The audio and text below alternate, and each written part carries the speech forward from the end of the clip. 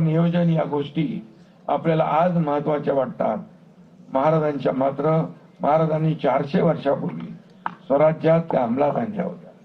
एखाद्या मोहिमेतून आर्थिक फायदा झाला की शिवाजी महाराज लगेच नवीन किल्ला बांधायला घेत होते। स्वराज्याची आर्थिक घडी बळकट करण्यासाठी त्यांनी अनेक निर्णय घेतले।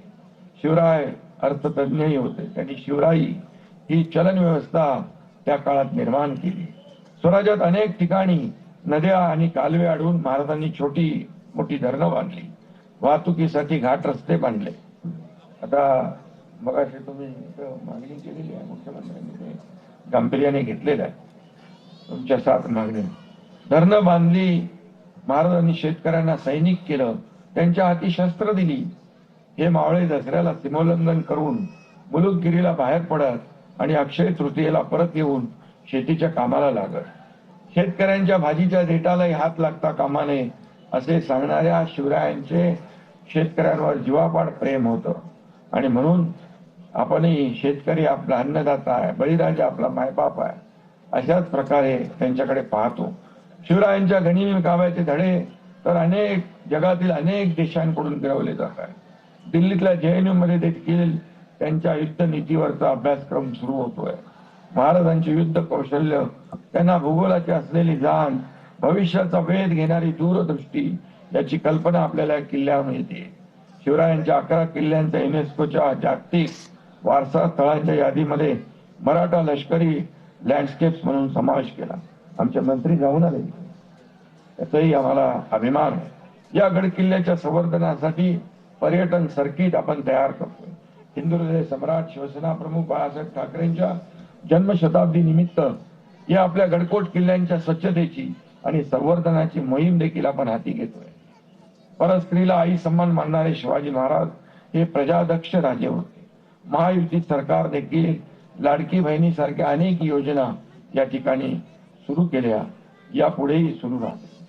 आणि लाडक्या बहिणींना आत्मनिर्भर करून आत्मसन्मान देखील मिळवून आपलं महायुती सरकार देत आहे। महाराजांची जन्मभूमी असलेल्या शिवनेरी व सभोवतालच्या जुन्नर भागाचा विकास करण्यासंदर्भात देखील आपलं सरकार प्राथमिकता देणार। जुन्नर तालुक्यामधल्या बाकी सगळ्या ज्या काही मागण्या आहेत आपले शरद भाऊंनी इथं मांडलेल्या आहेत, मी त्याचा उल्लेख करणार नाही, परंतु या आवश्यक आहे ते आपल्याला करणं गरजेचं आहे। आणि म्हणूनच महाराज रयतेचे राजे होते, त्यांना स्वराज्याची म्हणजे सगळ्यांना स्व म्हणजे आपलं वाटेल असं राज्याची स्थापना करायची होती। आणि म्हणून स्वदेशी आणि आत्मनिर्भरता ही महाराजांच्या नीतीमधली महत्वाची धोरणं होती। त्यातून शिवरायांनी आरमाराची निर्मिती केली। आदरणीय देशाचे प्रधानमंत्री नरेंद्र मोदीजी यांनी आत्मनिर्भरतेचा मंत्र दिला। विकसित भारताचं स्वप्न साकारण्यासाठी तोच मंत्र उपयुक्त ठरेल। खरं म्हणजे मोदीजी देखील शिवाजी महाराजांचे निस्सीम भक्त आहेत। त्यांनी देखील नेव्हीच्या ध्वजावर छत्रपती शिवाजी महाराजांना त्या ठिकाणी मानाचं स्थान दिलं। आणि म्हणून शिवरायांच्या आदर्शाने प्रेरित होऊन आपण पुढची वाटचाल करतोय। जगातील बलाढ्य शक्तींना देखील नमवण्याचा पराक्रम आज भारत करतोय। विकसित भारताच्या निर्मितीसाठी, भारताला महासत्ता करण्यासाठी शिवरायांचा विचार हा प्रेरणादायी आणि मार्गदर्शक ठरेल। कारण छत्रपती शिवाजी महाराज काळाच्या पुढे विचार करणारे, प्रजाहितदक्ष, जनकल्याणकारी, हिंदवी स्वराज्य संस्थापक, युगपुरुष होते, स्वराज्याची निर्मिती होते। आणि म्हणून त्यांनी मराठी माणसाची हिंदुत्वाची महासत्ता उभी केली। म्हणूनच आपण छत्रपती शिवरायांना जाणता राजा म्हणतो। आदर्श राजा कसा असावा याचा वस्तुपाठ महाराजांनी आखून दिलेला आहे। महाराजांनी दाखवून दिलेल्या आदर्श वाटेने आपलं सरकार देखील गेले 3.5 वर्ष काम करत आहे।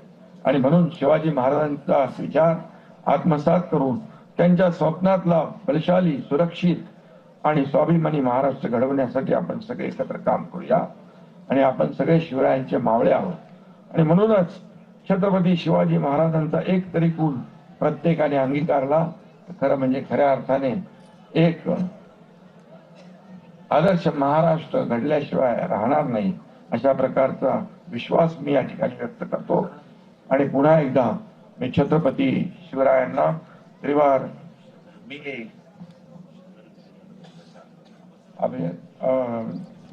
त्यांना विनम्र अभिवादन करतो.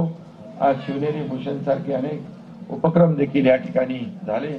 ज्यांनी विविध क्षेत्रात चांगलं काम केलं त्यांचंही मनापासून अभिनंदन करतो आणि पुन्हा एकदा छत्रपती शिवरायांना मानाचा मुजरा करतो. धन्यवाद.